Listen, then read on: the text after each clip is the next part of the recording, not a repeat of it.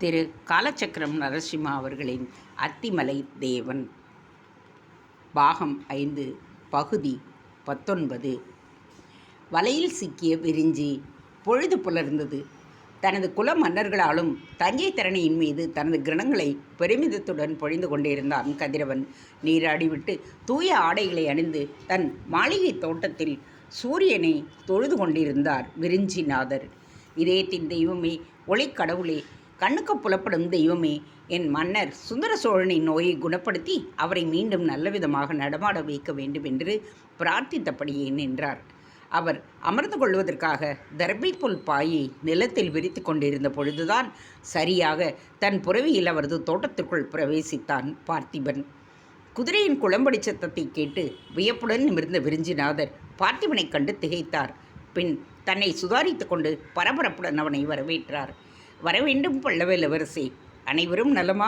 சோழ இளவரசர் நலமா என்றபடியே நிற்க தன் குதிரையிலிருந்து தாவி இறங்கிய பார்த்திபன் சிவப்பழமாக நின்று அவரை பணிந்தான். யாவரும் நலமே. ஒரு முக்கியமாக பணியாக நான் இங்கே வந்திருக்கிறேன். விரிஞ்சிநாதரே, உங்கள் காலை நியமங்கள் என்னால் பாதிக்கப்படுவதை எண்ணி வருந்துகின்றேன் பார்த்திபன் கூற அவனை மதிப்புடன் நோக்கினார் விரிஞ்சிநாதர். பல்லவனை பார்த்தால் பரந்தாமனை பார்ப்பது போன்று என்று என் தந்தை கூறுவார். யோகி அஸ்வத்தாமா துவக்கிய குலம் பரத்வாஜ குலம். பல்லவத்தின் வித்தான அத்திமலை தேவனின் ஆசி பெற்ற வம்சம் என்று பல்லவர்களை கூறுவார். இந்த விடியலில் ஒரு பல்லவனை தரிசிக்கும் பாக்கியத்தை நான் பெற்றேன் என்று தான் கூற வேண்டும். விரிஞ்சிநாதர் கூறிவிட்டு பார்த்திபனை தன் மாளிகைக்குள் அழைத்துச் சென்றார். இரவெல்லாம் நீ பயணம் செய்திருப்பது களைத்த உங்கள் முகத்தை பார்த்தாலே தெரிகின்றது. பல்லவ இளவரசே, நீராடி விட்டு வருகிறீர்களா? பால போஜனம் செய்யலாம் என்று பார்த்திபனை கொல்லைப்புறத்திற்கு அழைத்துச் சென்றார். பால போஜனம் என்பது சூரிய உதயத்திற்கு பிறகு, அது சூரிய உதயத்திற்கு முன்பு செய்வது. குமார போஜனம் என்பது முற்பகல் உணவு, சூரியன் உச்சிவானில் ஏறுகின்ற பொழுது செய்வது. பூரண போஜனம் என்பது பிற்பகல் உணவு, சூரியன் இறங்கும் பொழுது செய்வது. சூரியன் மறைந்த பிறகு இரவு வேளையில் போஜனம் கிடையாது, பாலும் கனிகளும் மட்டுமே.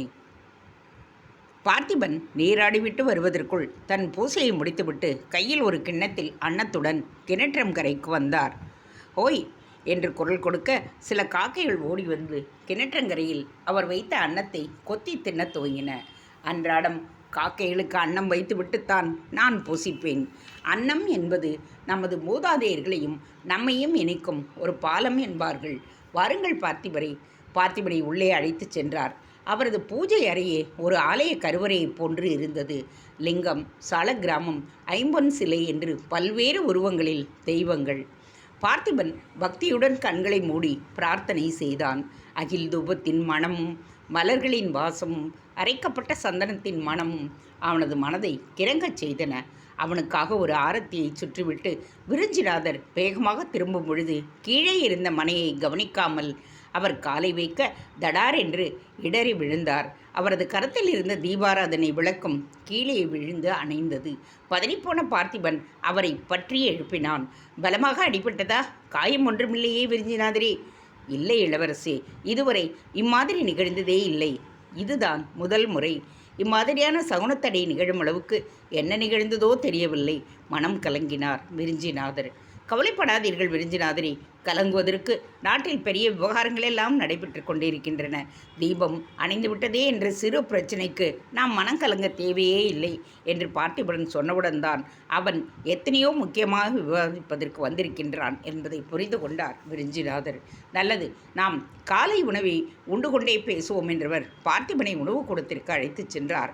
மேஜையில் வெள்ளித்தட்டுகளில் தாமரை இலைகள் பரப்பப்பட்டிருக்க அவற்றில் எள்ளும் சீரகமும் கலந்த நெய்யெண்ணமும் பனைவெல்லம் சேர்க்கப்பட்ட கேழ்வரகு கஞ்சியும் பரிமாறிப்பட இருவரும் தங்களது பால போஜனத்தை துவக்கினர்.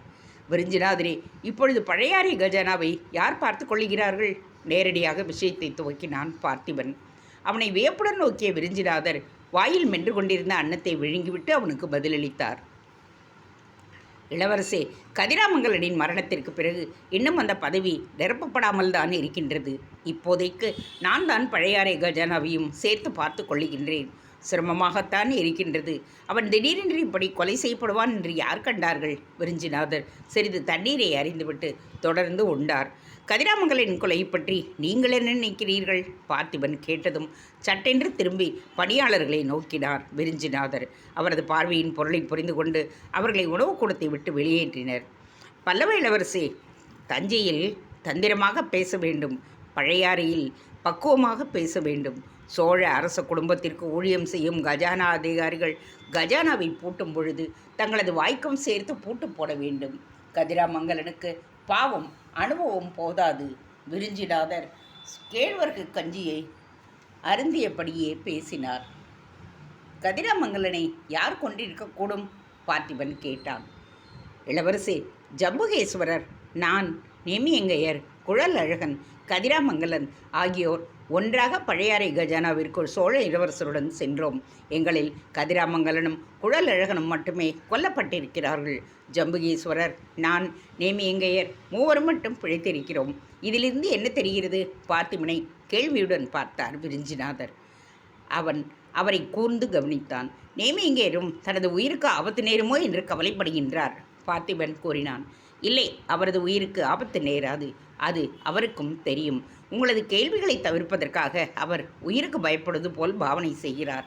இதற்கு மேல் நாம் உப்பரிகையில் என் அறையில் சென்று பேசலாம் என்றவர் எழ, பார்த்திபனும் உணவை முடித்து கொண்டு எழுந்தான். கையை பணியாளர்கள் நீட்டிய கலயங்களில் கழுவிக்கொண்டு இருவரும் உப்பரிகைக்கு சென்றனர். தன் அறைக்குள் பார்த்திபன் நுழைந்தவுடன் கதவை தாளிட்டார் விருஞ்சிநாதர். நம்பிக்கைதான் பிரதானம் பல்லவ இளவரசி. அரச குடும்பத்துடன் தோளினை உரசுபவர்கள் கத்தியின் மீது நடப்பதைப் போல் எச்சரிக்கையுடன் நடந்து கொள்ள வேண்டும். நம்பிக்கையை பெறாதவர்கள்தான் கதிராமங்கலனைப் போலவும் குழல் அழகனைப் போலவும் விட்டில் பூச்சிகளாக மடிகின்றார்கள். எங்களைப் போல் நம்பிக்கை பெற்றவர்கள் சமாளித்து கொண்டு நீடிக்கின்றோம். மன்னர் என்று ஒருவர் இருக்கும் பொழுது அவருக்கு விசுவாசமாக இருப்பது ஒவ்வொருவருக்கும் கடமை.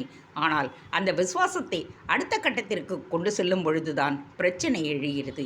மன்னருக்கு அளிக்கும் விசுவாசத்தை அடுத்து யாருக்கு தரப்போகிறீர்கள் என்று அரண்மனையில் பணியாற்றும் ஒவ்வொருவனும் கேட்கப்படுவான். காற்று எந்த பக்கம் வீசுகிறதோ அந்த பக்கம் என்று சொல்லிவிட்டால் பிரச்சனை இல்லை. நான் இவர் பக்கம் அவர் பக்கம் என்று சொல்லும் பொழுது இந்த மாதிரி கொலைகள் நிகழத்தான் செய்யும். பொன்னாழி எழுப்பிய செங்கம்பாடி சிந்தூரனே பரலோகம் போகவில்லையா?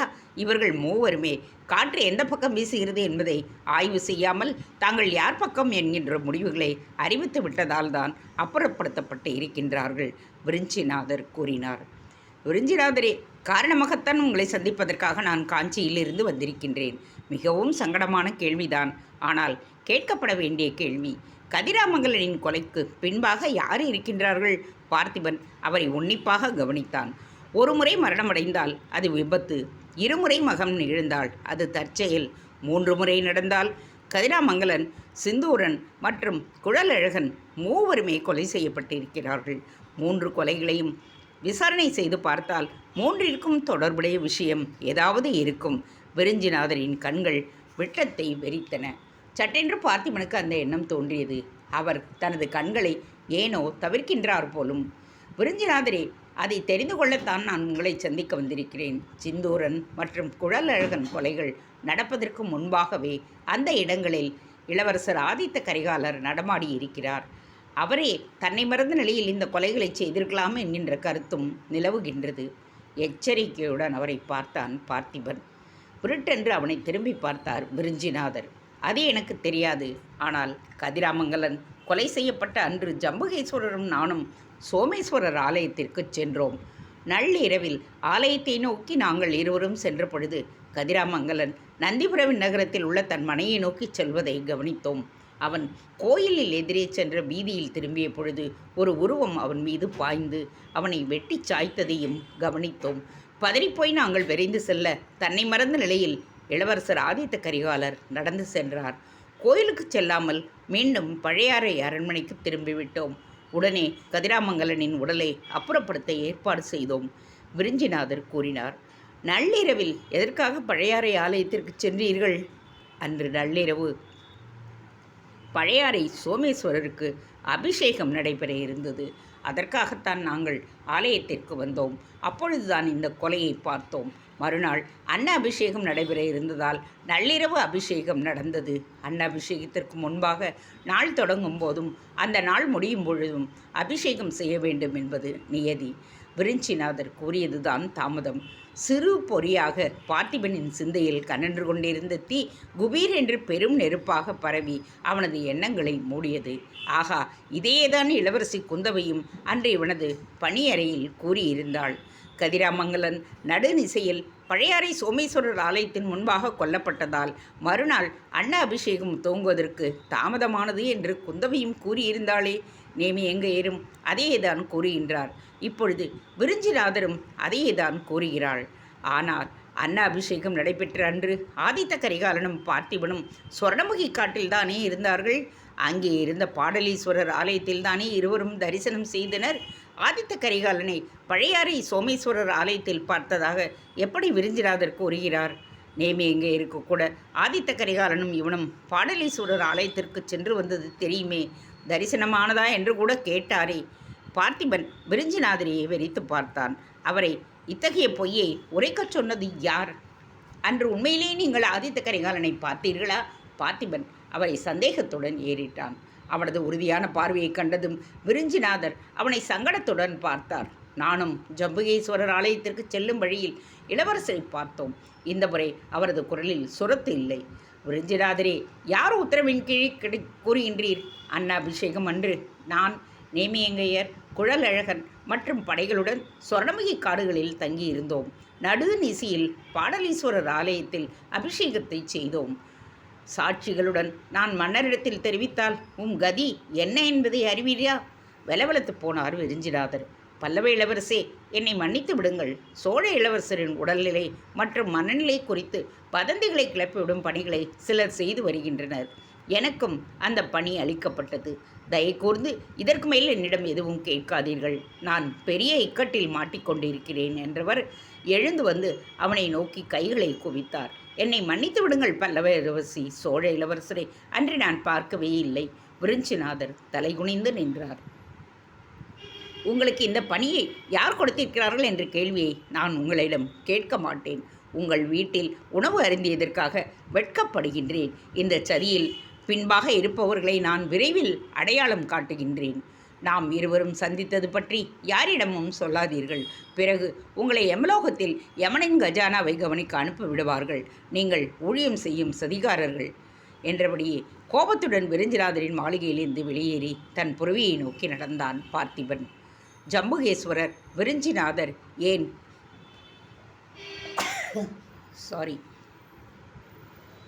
நேமியங்கையர் உட்பட அதிகாரத்தில் இருப்பவர்கள் யாரோ இயக்குகின்றார்கள்.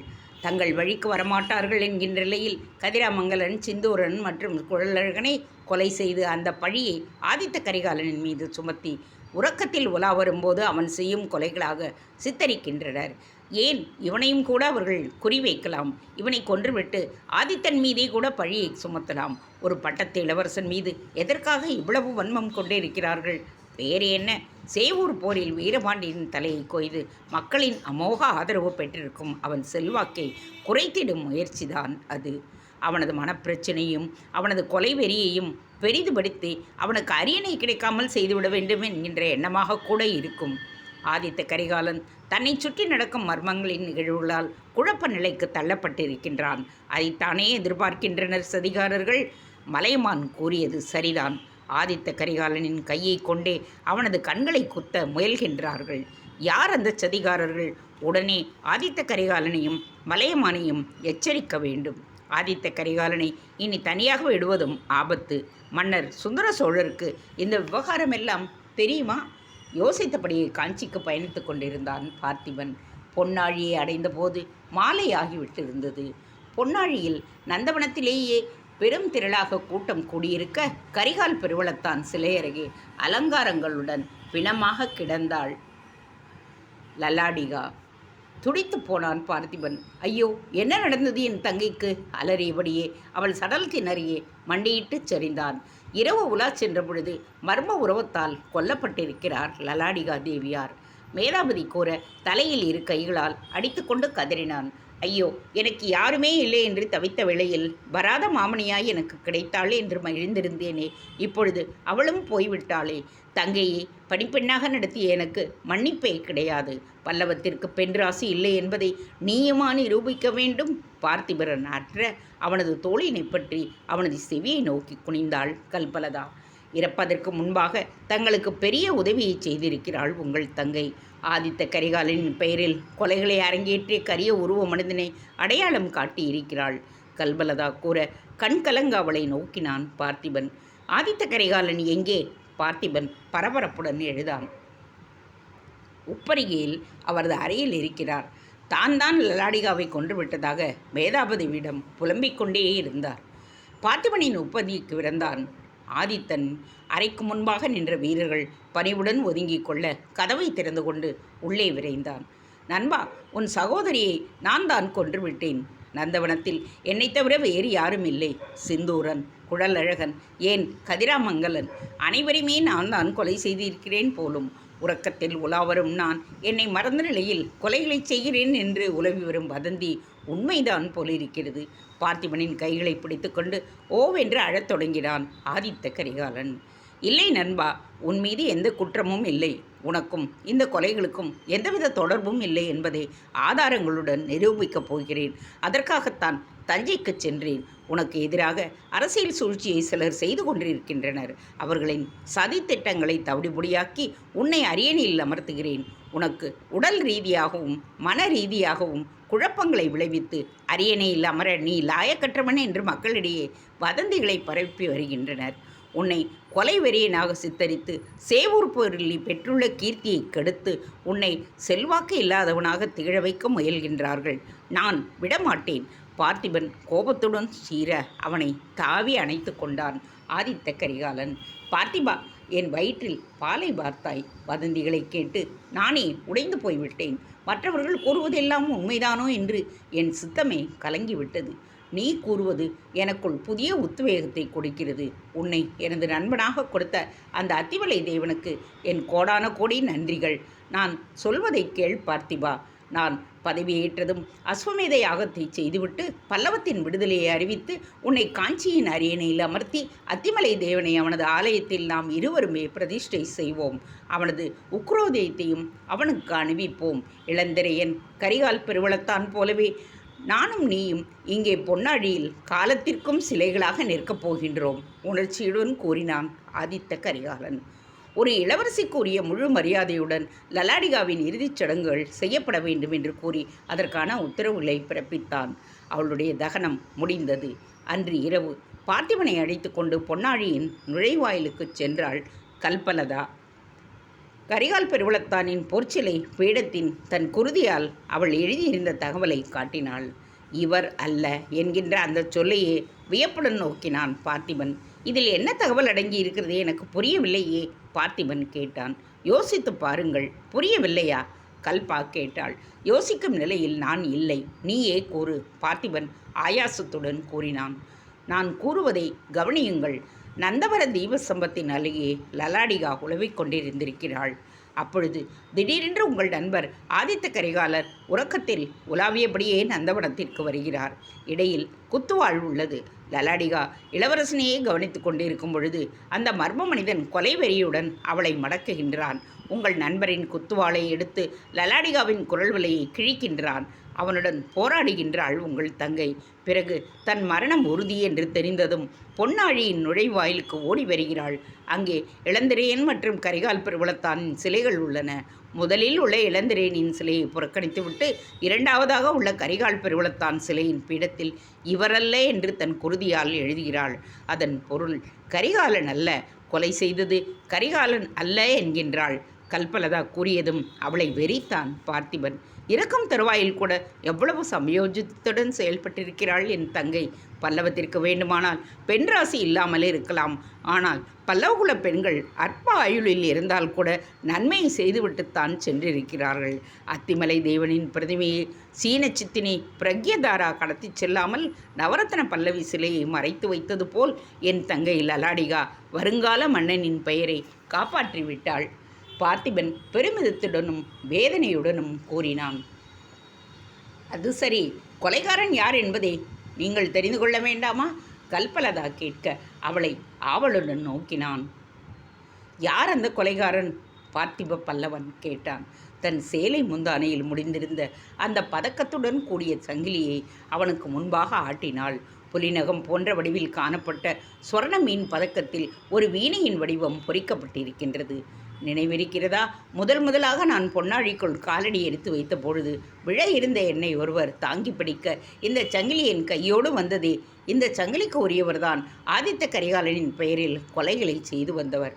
இளவரசருக்கு கொலைகாரர், மனநிலை பாதிக்கப்பட்டவர் என்கின்ற பெயரை ஏற்படுத்த வேண்டி யாராலோ வேவப்பட்டு இரவு வேளைகளில் அமானுஷ்யமாக உளவிய இந்த சங்கிலிக்கு உரியவர்தான் சிந்தூரன், கதிராமங்கலன், லலாடிகா, குழலழகன் ஆகியோரை கொலை செய்தவர். கல்பலதா கூற பார்த்திபன் திகைத்து போய் நின்றுவிட்டான். மீண்டும் அத்தி பூத்தது. சுந்தர சோழனின் பிறந்த நாளை கொண்டாட்டங்களுக்கு புறப்பட்டு கொண்டே இருந்தனர் ஆதித்த கரிகாலன், பார்த்திப பல்லவன் மற்றும் கல்பலதா. எனக்கு தஞ்சை வருவதற்கு சற்றும் விருப்பமில்லை. அந்த அதிமேதாவி குந்தவியின் பார்வையும் பேச்சும் எனக்கு ரசிக்கவில்லை. வேண்டாமே, நான் பொன்னாழியிலேயே இருக்கின்றேன். எனக்கு துணையாக விஜய மேதாவதியின் மகள் வாகீஸ்வரி இருக்கின்றாள். கல்பலதா பார்த்திபனிடம் இறைஞ்சினாள். லலாடிகாவின் மறைவுக்கு பிறகு பார்த்திபன் விஜய மேதாவதியிடம் கூறி அவளது மகள் வாகீஸ்வரியை கல்பலதாவின் தோழியாக அமர்த்தியிருந்தான். இந்த முறை இறுதியாக வைத்துக்கொள் கல்பா. இனி நான் உன்னை வற்புறுத்த மாட்டேன். சுந்தர சோழரின் பிறந்தநாள் வைபவங்கள் முடிந்ததும் கடம்பூர் மாளிகையில் ஒரு விருந்துக்கு ஏற்பாடாகி இருக்கிறது. அநேகமாக அங்கு சம்புவரையர் குலப்பெண்கள் ஆதித்த கரிகாலனுக்கு பேச பழுவேட்டரையர் நிச்சயித்திருப்பதாக தெரிகின்றது. நான் அதற்குள் நம் திருமணம் முடிந்துவிட்டது என்கின்ற உண்மையை ஆதித்த கரிகாலனிடம் தெரிவித்துவிடப் போகிறேன். அதற்கு பிறகு நாம் இலைமறைவு காய்மறைவாக வாழ்க்கையினை வாழ வேண்டிய அவசியமும் இல்லை, ஆதூரத்துடன் கூறினான் பார்த்திபன். அது கிடக்கட்டும், விழாவுக்கு மலையமான் வருகின்றாரா? கல்பா கேட்டார். பார்த்திபன் அவளை வியப்புடன் நோக்கினான். மலையமான் கொண்டாட்டங்களுக்கு வருவதில் உனக்கு என்ன அவ்வளவு ஆர்வம்? அதற்கு இல்லை, மலையமான் வந்தால் உங்கள் நண்பர் பெரும்பாலான சமயங்களில் தன் பெரிய பாட்டனாரோடு பொழுதை கழிப்பார். உங்களுக்கு ஓய்வு கிடைக்கும். நாம் இருவரும் ஏகாங்கத்தில் இருக்கலாமே என்கின்ற சுயநலம்தான், கல்பா கூற பார்த்திபன் நகைத்தான். இல்லை, மலையமான் வரப்போவதில்லை. அவருக்கு உடல்நிலை சரியில்லை. இன்னும் சொல்லப்போனால் ஆதித்த கரிகாலன் கொண்டாட்டங்களுக்கு போவதை கூட அவர் விரும்பவில்லை. இப்போது தெற்கே செல்ல வேண்டாம் என்று செய்தி அனுப்பி இருக்கிறார். ஆனால் தந்தையின் பிறந்தநாள் வைபவங்களை ஆதித்த கரிகாலன் கலந்து கொள்ளாமல் தவிர்த்தால் அதை இவனுக்கு எதிராக திருப்பி விட்டு விடுவார்களே என்று அஞ்சுகின்றான். மன்னரின் பிறந்தநாள் வைபவங்களில் பட்டத்து இளவரசர் கலந்து கொள்ளவில்லை என்றால் மக்களே தவறாக நினைத்து கொள்வார்களே என்று கருதுகின்றான். எனவே அவன் தஞ்சைக்கு சென்றே ஆக வேண்டும். அவனது பாதுகாப்புக்கு நானும் சென்றே ஆக வேண்டும். எனக்காக நீயும் தஞ்சைக்கு வந்தே ஆக வேண்டும், பார்த்திபன் கூறினான். நீங்களே தஞ்சம் என்று வந்துவிட்ட பிறகு உங்களுடன் தஞ்சைக்கு வர மாட்டேன் என்றவளின் முகம் சோகமாகியது. லலாடிகா இருந்திருந்தால் பயணம் எவ்வளவு சுவைப்பட்டு இருக்கும். பார்த்திபனும் கலங்கினான். 4 கொலைகள் நடந்தேறி இருக்கின்றன. அனாவசியமாக பட்டத்து இளவரசரை சந்திக்க இழுக்கிறார்கள். அந்த வானர்குல வாலிபனை என்ன செய்வதாக உத்தேசம்? கல்பா கேட்டாள். எனக்கும் புரியவில்லை கல்பா. தகுந்த சாட்சிகளுடன் பழுவூர் சகோதரர்களிடம் அனிருத்தரிடம் அனைத்தையும் நானும் ஆதித்தனுக்கு விளக்கிவிட்டோம். ஆனாலும் அவன் மீது எந்தவித நடவடிக்கையும் கிடையாது, பார்த்திபன் கூறினான். ஏன் அப்படி? கல்பலதா வியந்தாள். இளவரசி குந்தவையாரும் அவனும் காதலிக்கின்றனராம், பார்த்திபன் கூற கல்பா திடுக்கிட்டு விட்டாள். பெருமானப்பாடி நாட்டை படையெடுத்து சென்று சீரடித்த பராந்தகனை கொலை செய்வேன் என்று குந்தள நாட்டில் அமர்ந்து சூள் உரைத்தவன் விஜயாதித்த வாணன். காட்டு வழியில் செல்லும் சோழ வீரர்களையும் பயணிகளையும் சித்திரவதை செய்து கொன்று வருவது வானர் புரட்சி படையின் வழக்கமல்லவா? இதெல்லாம் தெரிந்திருந்தும் சோழ தேசத்தினை காதலிக்கும் குந்தவை எப்படி ஒரு வானர்குல வீரனை காதலிக்கின்றாள்? எப்பொழுதுமே பெண்களுக்கு எதிரிகளின் மீதுள்தான் காதல் பிறக்குமாம். காதல் பிச்சை கேட்கும் நண்பர்களை திருப்பியும் நோக்க மாட்டார்களாம், கேலியுடன் கூறினான். எப்படியாவது போகட்டும். சோழமும் குந்தவையும் நமது பல்லவத்தையும் அத்திமலை தேவனையும் உக்ரோதத்தையும் மீட்டுக்கொண்டு நம் வழியே போய்கொண்டே இருப்போம் என்றாள் கல்பலதா. ரதத்தில் அவளும் வாகீஸ்வரியும் அமர்ந்திருக்க காவல் வீரர்கள் ரதத்தை சுற்றி புறவிகளில் வந்தனர். முன்பாக ஆதித்த கரிகாலனும் பார்த்திபனும் பேசியபடியே தஞ்சைக்கு பயணித்து கொண்டிருந்தனர். சரியாக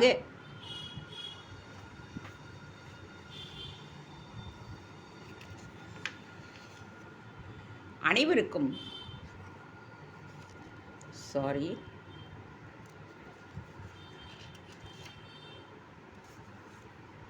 அவர்கள் சரியாக கெடில நதியை கடந்து கொண்டு இருந்தனர். கெடிலம் அதில் தண்ணீர் நுரைத்து கொண்டு பாய அதை வேடிக்கை பார்த்தபடியே சென்றனர். பார்த்திபனும் ஆதித்தனும் இதோ கெடிலத்தை தான் கடக்கின்றோம், இதை கடந்து தெற்கே போகக்கூடாது என்று என் பாட்டனார் மலையமான் தடை விதித்திருக்கிறார். ஒவ்வொரு முறை இதை கடக்கும் பொழுதும் திரும்பி உயிருடன் வருவேனா என்கின்ற அச்சம் தோன்றும். ஆனால் இந்த முறை நீ இருக்கின்றாய் என்கின்ற துணிவு தானாக பிறக்கின்றது. இனி நான் எதற்கும் கவலைப்பட போவதில்லை. 1000 சதிகாரர்கள் வந்தாலும் எல்லா சதிகளையும் முறியடித்து அரியணையில் அமர்வேன் என்கின்ற நம்பிக்கை எனக்கு தோன்றிவிட்டது. அத்தகைய தன்னம்பிக்கை தோன்றியதற்கு காரணமே நீயும் கல்பலதாவும் தான் என்று கூறியவுடன் ஆவலுடன் திரும்பி நோக்கினான். நீ என்ன நினைக்கிறாய் பார்த்திபா? கல்பலதா என்னுடன் அரசியாக அரியணையில் அமர்ந்தால் பொருத்தமாக இருக்குமா? ஆதித்த கரிகாலன் கேட்க மிடறு விழுங்கினான் பார்த்திபன். இப்போதுதானே கெடிலத்தை கடக்கின்றோம். இன்னும் கொள்ளிடம், காவிரி என்று ஆறுகளை கடக்க வேண்டும். காவிரியின் வெள்ளத்தை பற்றி கெடிலத்தை கடக்கும்போது கவலைப்படுவானேன்? நகைச்சுவையாக பேசுவது போல் ஆதித்த கரிகாலன் பேசி திருப்பினான் பார்த்திபன். அதன் பிறகு அமைதியாகவே அவர்கள் பயணம் செய்தனர். தஞ்சையை அடைந்ததும் காஞ்சிவாசிகளுக்கு தனியாக அறைகள் ஒதுக்கப்பட்டன. அன்று மாலையிலிருந்தே கொண்டாட்ட நிகழ்வுகள் தொடங்கிவிட்டன. பாட்டு, நடனம், தர்க்கம், ஆன்மீக உரைகள், நாடகங்கள் என்று நிகழ்வுகள் நடக்க பார்த்திபன் வற்புறுத்திய சில நிகழ்வுகளுக்கு மட்டுமே சென்று வந்தாள் கல்பலதா. வடபுலத்தில் இருந்து வந்திருந்த நாடகக் குழு ஒன்று சாகுந்தலம் நாடகத்தை அரங்கேற்ற துஷ்யந்தனின் சபையில் சகுந்தலா தான் அவனது காதல் மனைவி என்று மன்றாட, அவனோ தான் அவளை பார்த்ததே இல்லை என்று கூறும் கட்டம் நடித்து காட்டப்பட்டு கொண்டிருந்தது. நாடகத்தை பார்த்து கொண்டிருந்த குந்தவை அவள் பின்பாக அமர்ந்திருந்த தட்டக்கனியை திரும்பி நோக்கினாள். தட்டக்கனி ஒருவேளை துஷ்யந்தன் உறக்கத்தில் உலா செல்லும் வேளையில் சகுந்தலாவின் குடலுக்கு சென்றானோ? குந்தவை சிரிக்காமல் கேட்க தட்டக்கனி சிரித்து விட்டாள். அந்த நாடகத்திற்கு கல்பலதாவும் வந்திருந்தாள். குந்தவையும் அவள் தோழியும் தன்னை வெறித்து பார்ப்பதும் பிறகு சிரிப்பதுமாக இருப்பதை அவளும் கவனித்தாள். மறுநாள் கொண்டாட்டமெல்லாம் ஓய்ந்து அனைவரும் அரண்மனை விருந்தில் கலந்து கொண்டிருந்தனர். சுந்தர சோழரும் வானவன்மாதேவியும் மையத்தில் அமர்ந்திருக்க பழுவூர் சகோதரர்கள் அனிருத்தர், ஜம்புகேஸ்வரர், விருஞ்சிநாதர், குந்தவை, ஆதித்த கரிகாலன், பார்த்திபன், கல்பலதா என்று வரிசையாக அமர்ந்திருந்தனர். ஆதித்த கரிகாலனுக்கும் பார்த்திபனுக்கும் இடையே கல்பலதா அமர்ந்திருக்க நேர் எதிரே குந்தவை, அருள்மொழித்தேவன் மற்றும் வந்தியத்தேவன் அமர்ந்திருந்தனர். பழுவேட்டரையரும் சுந்தரரும் சிரித்து பேசி கொண்டிருக்க பரிசாரகர்கள் உணவை பரிமாறிக்கொண்டிருந்த நேரம் அனைவருக்கும் தேங்காய் புட்டு பரிமாறப்பட்டது. திடீரென்று கல்பலதாவிற்கு அந்த உணர்வு, தேங்காய்பொட்டின் மனம் அவள் நாசியை தாக்கி அவள் வயிற்றை புரட்டி போட விருந்தின் போது வாயில் எடுத்து விடுவோமோ என்கின்ற அச்சத்தில் அவள் அவசரமாக எழ தலை கிரென்று சுற்றி அப்படியே பின்பக்கமாக சரிந்து விட்டாள். அவள் மயங்கிச் சரிய நல்ல வேளையாக பார்த்திபன் அவளை தாங்கி பிடித்தான். ஐயோ, பல்லவ இளவரசருக்கு என்ன ஆனது? யாரெங்கே? வானவன் தேவி கூப்பாடு போட பார்த்திபன் மயங்கி கிடந்த கல்பாவை அவள் அறைக்கு சுமந்து சென்றான். மருத்துவச்சி தெரிவிக்கப்பட்டு அவள் கல்பாயிருந்த அறைக்குள் சென்றாள். விருந்து தொடர்ந்து நடந்து கொண்டிருக்க பார்த்திபனும் பாகீஸ்வரியும் மட்டுமே அந்த அறை வாயிலில் நின்றிருந்தனர். வெளியே வந்த மருத்துவச்சி மலர்ந்த முகத்துடன் பார்த்திபனை நோக்கினாள். கவலைப்படுவதற்கு ஒன்றுமில்லை இளவரசி. பல்லவ இளவரசியார் தாயாகப் போகின்றார் என்றதும் தான் தந்தையாகிவிட்டோம் என்கின்ற உணர்வு பார்த்திபனை ஆனந்தம் கொள்ளச் செய்தது. உற்சாகத்துடன் திரும்பியவனின் முகம் சட்டென்று உறைந்து போனது. ஐயோ, இந்த தகவலை ஆதித்த கரிகாலன் எப்படி எடுத்துக்கொள்வான்? அவன் இன்னும் கல்பலதாவை காதலித்து வருகின்றான் அல்லவா? யோசித்து கொண்டே இருந்த வேளையில் குந்தவை தெட்டக்கனி பின்தொடர அங்கே வந்தாள். மருத்துவச்சி எரிட்டு நோக்கினாள். என்ன விஷயம் வசந்தம்மா? பல்லவ இளவரசி ஏன் விருந்தின் போது மயங்கினார்? குந்தவை கேட்க மருத்துவச்சி பணிவுடன் பதில் தந்தாள். இளவரசியாரே, பல்லவ இளவரசியார் கருவுற்றிருக்கிறார். விரைவில் தாய்மையடையப் போகின்றார். மருத்துவச்சி கூற குந்தவை அலட்சியமாக பார்த்திபனை பார்த்தாள். பார்த்திபன் அவளை அங்கே எதிர்பார்த்திருக்கவில்லை. யாருக்கு தகவல் தெரியக்கூடாது என்றோ அவளுக்கே முதலில் தெரிந்துவிட்டதே. குந்தவை பார்த்திபனை ஏறிட்டு நோக்கினாள். பார்த்திபரே, உறக்கத்தில் உலாபவர்களால் உயிர்களை வாங்க முடியாது என்று நீங்கள் கூறினீர்களாம். உயிர்களை வாங்க முடியாது என்பது சரி, உருவாக்கக்கூடவா முடியாது என்று கூறியவள் நமட்டுச் சிரிப்புடன் அங்கிடம் நகர்ந்து சென்றாள். அவன் உறைந்து போய் நின்று விட்டான். குந்தவை கூறியதற்கு பொருள் என்ன? அன்றொரு நாள் உறக்கத்தில் ஆதித்த கரிகாலன் கல்பலதாவின் அறைக்குள் நுழைவதை தான் பார்த்ததாக கூறினாளே, அதற்கும் இதற்கும் முடிச்சு போடுகின்றாளோ? அடக்கடவுளே, நான் கல்பலதாவின் கணவன், அவளும் நானும் பெற்ற குழந்தை என்று நான் இனி அனைவருக்கும் விளக்க வேண்டியிருக்கும் போலும். கல்பலதாவை தீராத அவமானத்திற்கு நான் ஏற்படுத்தி விட்டேனே, இனி அவளது முகத்தில் எப்படி விழிப்பது? பொன்னாழியில் தங்க வரமாட்டேன். நான் ஆதித்த கரிகாலனை கொல்வேன் என்று தீவிரமாக இருந்தவளை பொன்னாழியில் தங்க வைத்து அவளையும் ஆதித்த கரிகாலனையும் சம்பந்தப்படுத்தி எழும் பேச்சுகளுக்கு நானே காரணமாக இருந்து விட்டேனே. உண்மையிலேயே மனம் நொந்து நின்று கொண்டு இருந்தான் பார்த்திபன். அத்திமர குலமான பல்லவத்தில் மீண்டும் அத்தி பூத்திருக்கிறது. கல்பலதாவின் வயிற்றில் வளரும் அந்த வித்து மரமாக வளர்ந்து மீண்டும் பல்லவத்தை செழிக்க வைக்குமா என்கின்ற கேள்வி பார்த்திபனின் இதயத்தில் எதிரொலித்தது. தேங்க்ஸ் ஃபார் வாட்சிங். Please subscribe.